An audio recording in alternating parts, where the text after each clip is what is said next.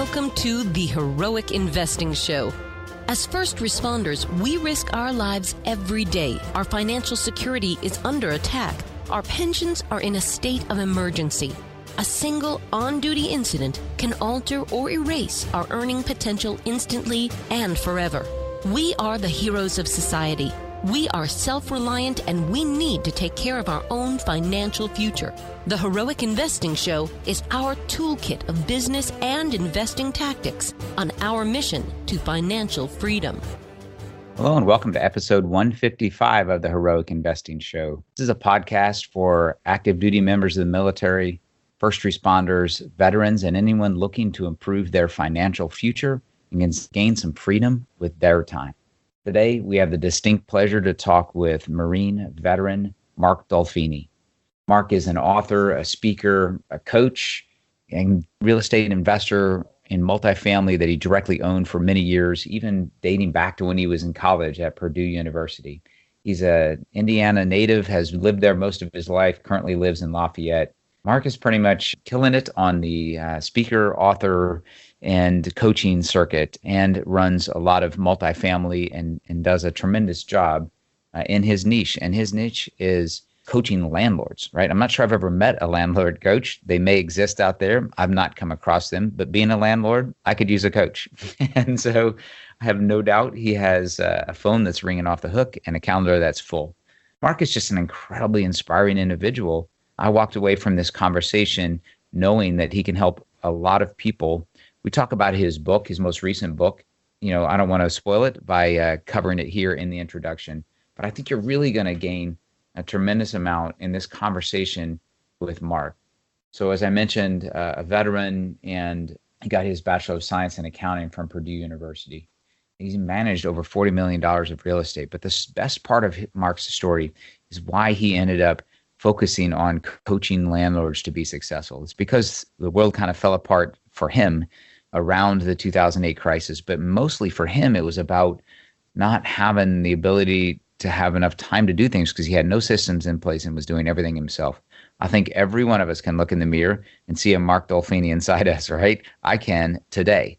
And I've ran a nuclear submarine and a crew of 150 people in harm's way and done things that you would think I wouldn't get caught up running a one-man financial services business, but I do.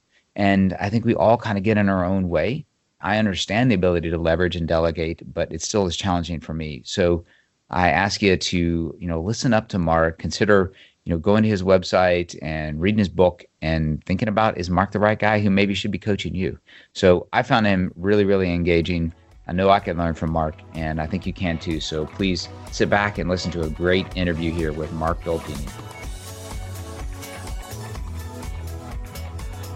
Well, everyone, thanks so much for joining us again here on the Heroic Investing Show. And as I said in the introduction, we have a tremendous pleasure of having Mark Dolfini with us here from Indiana. I almost got that wrong, Mark. And Mark will talk about in a moment here how he ended up there in Indiana. Like many of us, we at school and just kind of got stuck, I think. And I don't know, I forgot to ask Mark if he grew up in the Midwest like I did. And all of you listeners probably by now know that I grew up on a small dairy farm in Southern Illinois and hadn't been back for many years, but I think I've made 3 trips to Indiana. In fact, I was in Indianapolis last weekend and didn't mention that to Mark. I got to enjoy lots of beautiful Midwestern rain while I was supposed to be watching a NASCAR event, which didn't happen.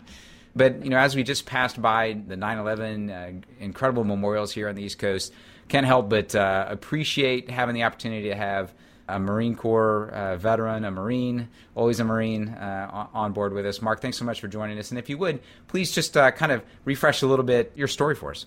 Yeah, well, first of all, thanks for having me on. It's a distinct pleasure to speak with another vet, and certainly props to you as a submariner. I think that is a world that I just don't even understand, and I'm not that smart, and I don't know that I ever could understand. So, so my hat's off to you, sir. But I came to my story here in the Midwest. I got out of the Marine Corps in 1997, and I remember I was telling a story last night to a group of people about how I was signing off the one last time. I was a celestial navigator attached to a C-130 tactical air refueling squadron. And it was bittersweet because I had about 2,000 hours in that airframe, but my time was coming to a close because I decided to leave the Marine Corps and go to Purdue to pursue my education. So it was bittersweet, but it was also a new chapter. It was very, very exciting. So leaving the Marine Corps and came here to go to Purdue. And this New Yorker was becoming a Hoosier. And I always kid my fellow Hoosiers here. I say, you need to do better at the onboarding process because I'm not really sure what it is that we put on pizza. I'm pretty sure that is cruel and unusual punishment. But we do have biscuits and gravy, so there's a trade-off, right? Yeah, I just did Chicago style with my sons in downtown Indianapolis. I can't remember the name of the company, but it's a chain that's in Chicago as well. And I used to go there when I was a kid. After 30 years, it tastes different. And my kids are like, Dad, what is this stuff? And I'm like, I just remember it as being the coolest pizza on earth. So your tastes change, I guess. They do evolve. That's right. So coming from New York, being used to New York pizza and coming here to the Midwest, it's been good. But I did, as you said in the intro, I ended up staying here because the cost of living is just hard to beat. And the people are amazing. And what really got me started in business here was during my time as a Purdue student, I had this secret love on the side, which was real estate and being an entrepreneur and doing my own thing. So by the time I had graduated from Purdue, I wasn't quite 28 years old yet, but I had about $500,000 worth of real estate that I had purchased, which amounted to about a dozen rental units. So that's where things started to get interesting. So many of our investors are going to resonate with that comment you just made. I have a CPA and an investor that I have followed for years, and he makes this comment that if you just buy one rental property every year or two, something kind of small, you're just saving a majority of your money there. When you get to what is traditional retirement, and my listeners are tired of hearing me say, I don't think you should retire. I don't think it's healthy. I think that's a concept that should go away. Nonetheless, when you get into your 60s, after having worked for several years, and just kind of squirreling away money on these properties that from time to time maybe are a bit of a pain, you look back and you realize, man, half those things are paid off. They're cash flowing all nicely, and there's a couple dozen of them. And all of a sudden, you set up a really lucrative and uncorrelated to the markets cash flow, that can kind of carry off into the sunset if you want to make that happen. Now, you've kind of taken a different approach, and you kind of jumped a little headlong into property management for several years. Right. Well, what I did was I did follow that approach for quite a while, and really property management almost came out of necessity, but it was a natural fit for what I was doing. So to jump into the story, the reason why I liked buying the individual properties, one or two, maybe a year, obviously I was a little bit faster than that, but the reason I like the single family as opposed to the multifamily is the fact that if you have to liquidate properties, it's so much easier to liquidate a unit versus trying to find a buyer for a 16-unit apartment building. And you can sell it to somebody who wants to live in it, right? Exactly. So you have the whole realm of buyers, which is not just investors, but you can also, if it's a decent house, sell it to someone who wants to live in it as either a starter home or whatever the market you happen to be in. But that was a strategy that had worked well for me. And as I was building that portfolio up, I had gotten to 92 rental units, which is about $6 million worth of real estate. The problem that I had, which I'll talk certainly more about in depth here in a little while, but the problem that I had was I never set that up to be sustainable. I never set that up as a business. So as I grew the units from 1 to 10 to 20 to 35 to 75 to 92, I was bringing in over $60,000 a month in revenues, but my life was complete and total hell because I never replaced myself from doing all the work. And I mean everything from leasing and showing and cleaning and painting and rent collection and bank deposits and everything. It was just absolute madness. So really that was the problem. And when I wrote The Time Wealthy Investor, that was really what I wanted to address was I was so time weary that I got to be time bankrupt. And I never ever replaced myself from doing that job. And it was the worst paying job ever. I just was never off. 20-hour days, punishing back-to-back days, 7 days a week. I couldn't even afford to get sick. So when I had my Hindenburg moment and 2008 and 2009 came along and shook the snow globe up on everybody, I ended up losing about $4.5 million of real estate, probably in about 6 months. And wow. That's when things really got real for me because I felt like I was losing everything that I had built for the previous, 10, 12 years was in jeopardy. And literally felt like it was all for nothing. So this was 2008, 2009. Why did that happen? What were you over leveraged, or what, looking back on it, what was the big point? As an aeronautical guy, I'd love to say this was the thing. But, if you look at like most aeronautical, air accidents, it's always a series of events. Sure. Right. It's not a one thing rarely. It's not like wing falls off. It's usually, 15 things up to that. And in my particular case was similar, where whenever there was a job, I never ever learned to value my time. So, if I was doing work that, because I'm very handy too, so I could fix a lot of things. So if it meant that I would go and fix a furnace, which my time might be valued at $30 or $40 an hour fixing furnaces, I would turn right around and go and, paint an apartment, which is, $8 to $10 an hour work, right? I never valued my time highly enough. So as a result, sometimes I was paying myself $30 an hour. Sometimes I was paying myself $8 an hour. And that was the real problem because I never recognized that soon enough. So that if there was a fundamental problem, I would say it was really more of a mindset. But I just kept on creating this job for myself, more and more jobs by bringing on more and more units, that I was over leveraged, not just financially, but I was over leveraged in time. I never learned to value my free time, and that was the problem. And I think especially with military guys and first responders, I think that is the biggest problem with us is that, a real quick story. When I went to Purdue, a guy had said to me, I was taking on a full load and I had a full-time job, not to mention the few rental units that I had that I was buying more. So I really had like 2.5 jobs. And I remember this vet that was there, he said to me, he goes, I don't know why we feel like we need to do this to ourselves, like being a veteran. And I said, yeah, absolutely. I was absolutely doing this to myself. But the real challenge there was learning to back out of that and, get someone else in those positions that could do that lower end work for me so I could go on and do things that were higher and better use of my time. Yeah, I'm in that same situation right now. I'm just now starting to pass off quite, a substantial amount of the stuff that I'm doing. I've been working 20-hour days, far harder than I did commanding a nuclear submarine. And I'm getting caught on silly little things like, I find a person that I like as a virtual assistant, and then they say, well, can you give me like the operating agreement or the operating instructions or the instruction manual? I'm like, all right, I don't have that yet. I mean, I know you need one, but then that's the small little pebble that stops the rolling tank, right? It's just enough that I'm like, okay, I'll get to that in a month or two. And now, meanwhile, I'm still swimming in the deep end, trying to keep my head above water. Right. So I'm sure you run across that all the time. I guess the answer is you have to go slow for a while to be able to go faster in the end. Right. And that's really it, because it's not even about being slow. It's about being intentional and valuing your time. And I think, and I know I'm saying the same thing, and maybe I just need to say it in different ways so other people can understand that. But that is something that is so important, because when, for example, we're doers, we're action people, like just by default, that's why what made us successful in the military and as a first responder is not necessarily going to be the skill that makes us successful as an entrepreneur. And just because we have a good work ethic does not mean that we have to do all the work. Right. And that's the thing, right?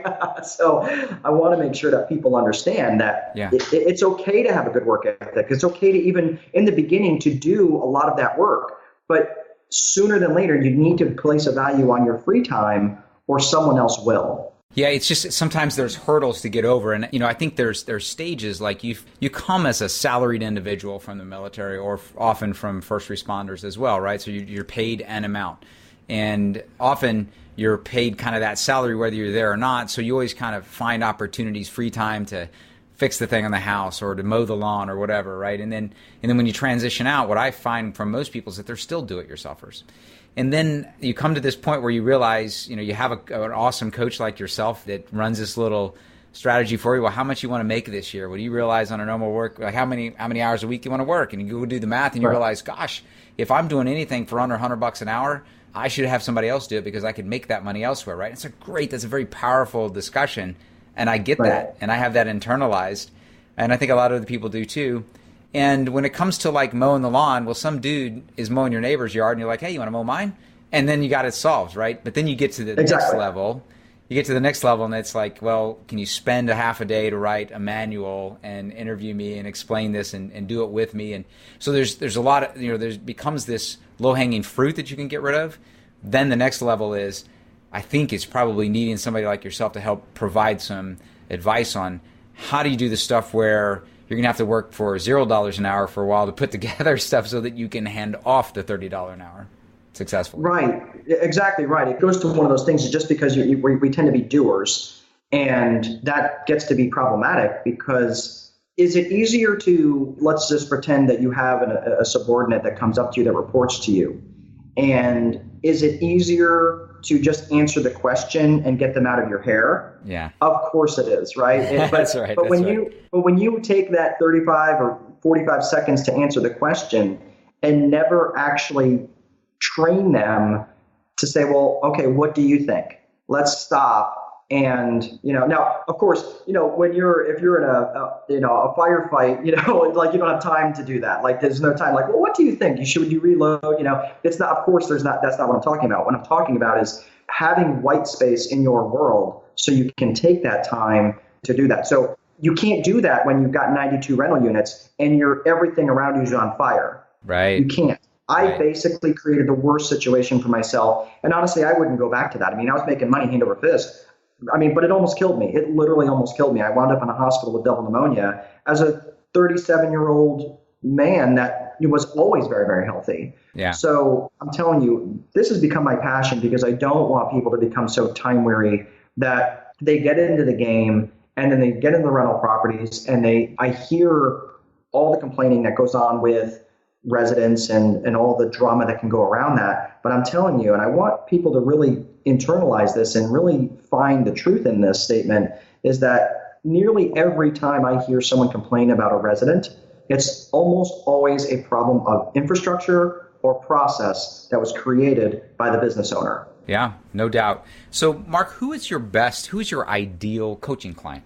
Well, really, I call them RPOs. And that's a rental property operator. Okay. Right. So that could be a landlord. It could be a property manager because I've got experience as both. But really, it's someone who really is open to coaching, open to recognizing that it's not I tried coaching for a session or two and it didn't work. I'm not a tips and tricks guy. I'm someone that's going to come in and walk in and give a holistic overview in terms of where they want to go in life and why that's important to them. Because I'll tell you what, when you walk into a trash department the first time and you go, oh my God, this is such a disaster, because it'll happen. And I don't care how good your strategy is and your process is, that's going to happen. But if you've got a rock solid vision for what the mission is and what the goal is, and you go, I don't care, I want to be able to sit on a beach, 4 years from now, rubbing cocoa butter on my belly, right? There's nothing that's going to get in the way. You just go, you know what? Let's get it cleaned up and move on. And you just keep right on going. So working through that vision, setting up that infrastructure, and outlining those processes is really what I do. But it takes time to get there. So someone that's open to coaching, but is specifically what I refer to as that rental property operator. Yeah, that's awesome. I did an interview in the audience, I think probably remembers, with Colonel Lane Bean. He's an Air Force Colonel, F-16 pilot, and he's running a bunch of multifamily. It's called Pilot Properties down in Dallas. And he's got this just incredible vision, written vision statement that everyone in his company works towards. And when you were talking about if you got a clear vision, the speed bumps don't bother you. I think he's really got that going in the real estate world very well. And I was always impressed. And he's a very close friend of mine. And I just love talking to people who have that kind of a vision in any company, but certainly in the real estate world. And I was reflecting back on, I asked, like, what did you, learn and bring from the Marine Corps? I always ask my guests that question. I think this is the first time where we've really talked about a really good observation that is sometimes what we bring, which is a really strong work ethic. I mean, I think that's generically what most people bring. If you had to put little checks in the boxes of the qualities of this first responder or retired first responder or veteran, it would be that they have an incredible work ethic. They show up on time, they work forever, they'll work longer than the other guys. But the interesting thing is that we've kind of highlighted here that this could actually work against you, because other people are going to give up quicker and they're going to get help. And we're going to keep pushing through it until we're so buried in it with so many properties and so far down the rabbit hole, it's going to be hard to find your way out of the rabbit hole. Right. And I think really my background specifically as a celestial navigator, I mean, one of the things that I look back at when I was getting out was I had a very clear vision for my objective. Like I knew what the objective was. And I think that's the thing I think I took out of the Marine Corps, to say, you know what? And you know that military precision is often anything but precise, right? Yeah. Especially with celestial navigation. And I was a celestial navigator in the days when GPS was not that abundant. But really, it was about, hey, did the mission get accomplished? And sometimes it just did not look pretty, but it got there. That was probably the big lesson that I took away, is to say, you know what? Perfection is really way overrated, but excellence is good. Excellence is often way better than what most people can bring to the table. So what I would say is, don't shoot for perfection. Don't get hung up in the perfection trap, because, when you're on an airplane, the airplane's eating up terra firma. I mean, you're going over it, at 300 knots, and there's no slowing it down. I mean, you've got to stay up with the airplane. And that's probably one of the biggest things I learned is, you know what, sometimes this doesn't look pretty. Sometimes you just get to where you got to get to. And again, it wasn't just always celestial navigation. Sometimes we're doing low level flight and aerial deliveries and all the other stuff, and aerial refueling and all the other stuff that we were doing. But sometimes it just didn't look pretty. But at the end of the day, what was the mission that was accomplished?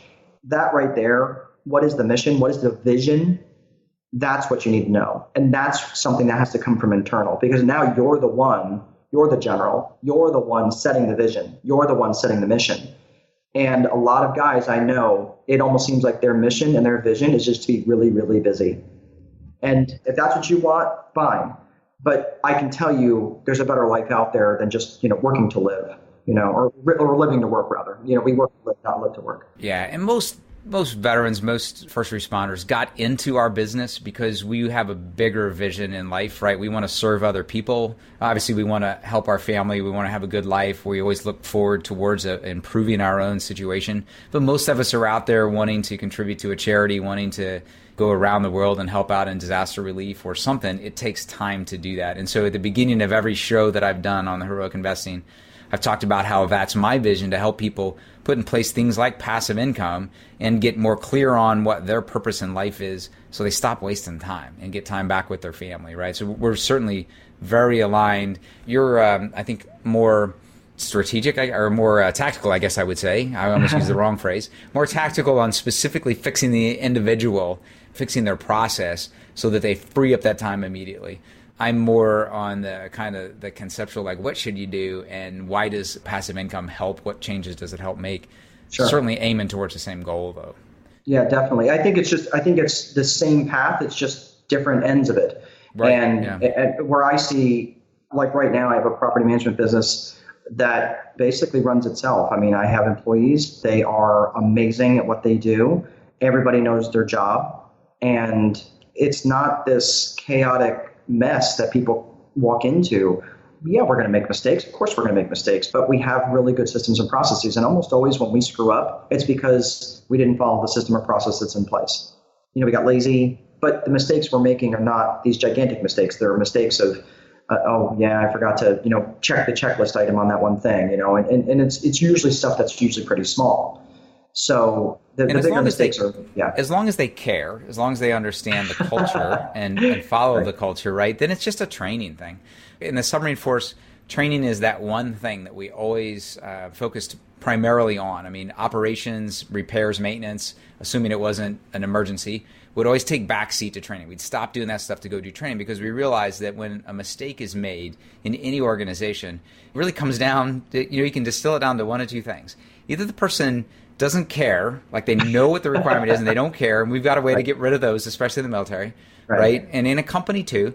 But if they do care and they understand, then it's just simply that the training wasn't good. Either they didn't listen, or you didn't provide it effectively, or you didn't provide it often enough. But that's easy to solve. If a person cares and you got a system, it's easy to train to the system, right? That's exactly right. And you're bringing up a very valid point that I wrote about in The Time Wealthy Investor. I came up with this behavioral model called the PEB model, Process, Expectations, Behavior. In my model here, I teach, vision in terms of where they want to go, then infrastructure, which is the bones of the business. That's what it's the websites, it's the office space, it's the bones of the business, if you will. Then it's process, and process if you think of infrastructure as the train tracks, process is the train.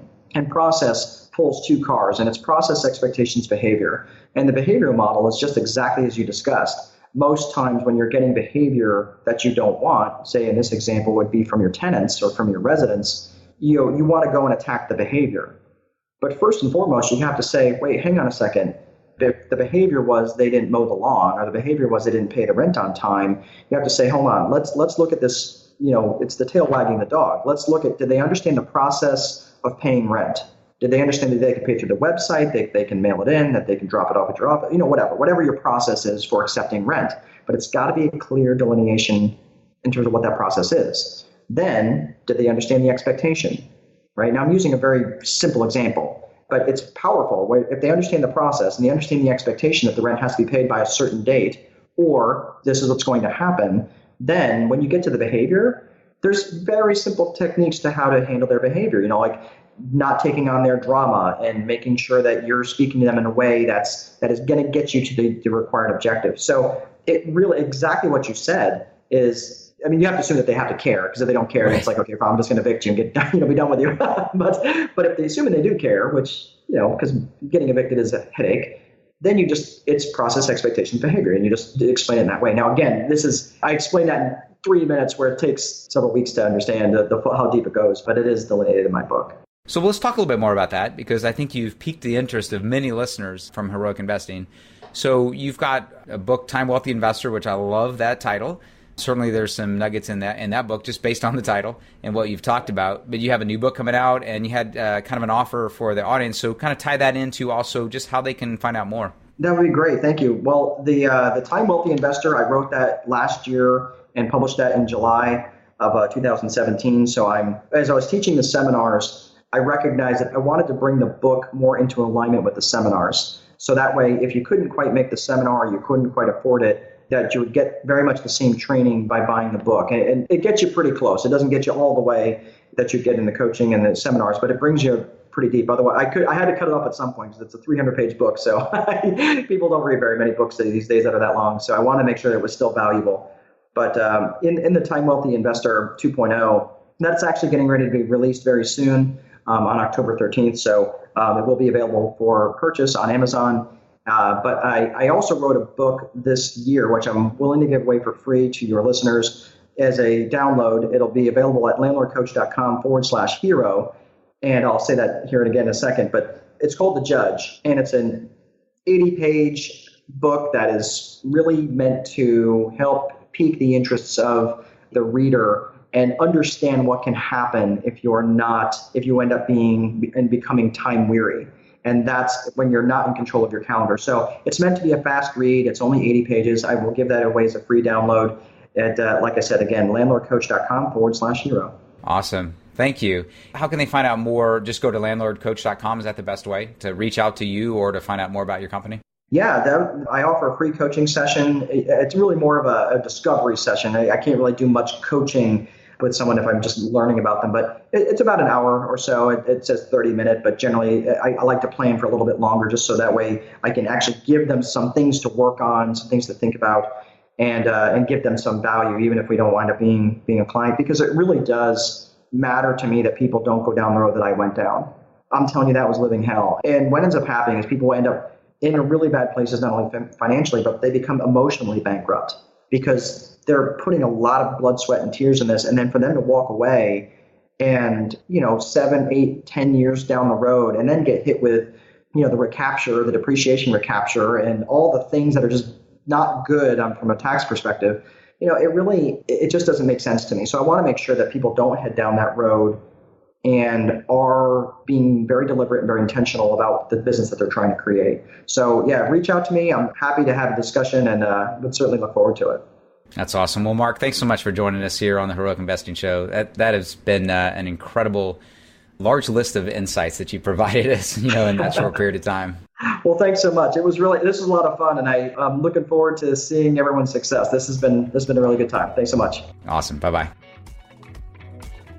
Thank you so much for listening. Please be sure to subscribe so that you don't miss any episodes. Be sure to check out the show's specific website and our general website, hartmanmedia.com, for appropriate disclaimers and terms of service.